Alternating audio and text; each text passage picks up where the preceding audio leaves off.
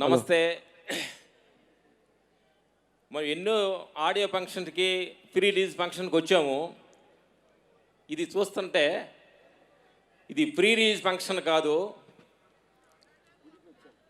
మనందరం కలిసి ఒక గుడికి వచ్చినట్టుగా ఫీలింగ్ అనిపిస్తుంది.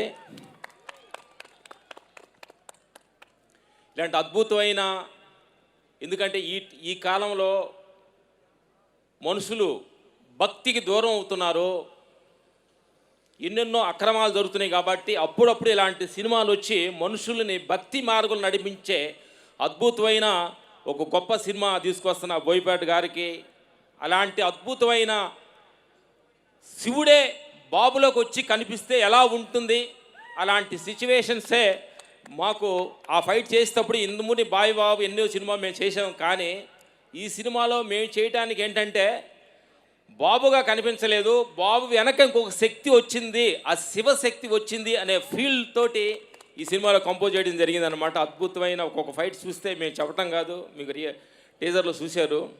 ఇలాంటి సినిమా చూసి 2 గంటలు సినిమాగా కాదు, ఇది ఒక గుడికొచ్చి అలా ఫీల్ అయిపోయినట్టుగా ఉంటుంది ఈ సినిమా.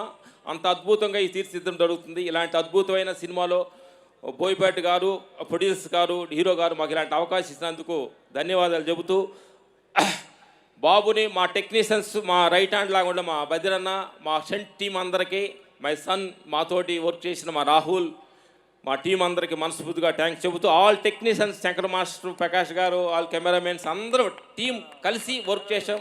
కెమెరామెన్ రామ్ ప్రసాద్ అన్న గారు, తమ్మన్న గారు, ఇలాంటి అద్భుతమైన ఈ సినిమాలో మేము టెక్నీషియన్గా వర్క్ చేయటం మాకు ఆనందంగా అనిపిస్తుంది. Thank you sir, thank you very much, thank you. Thank you master.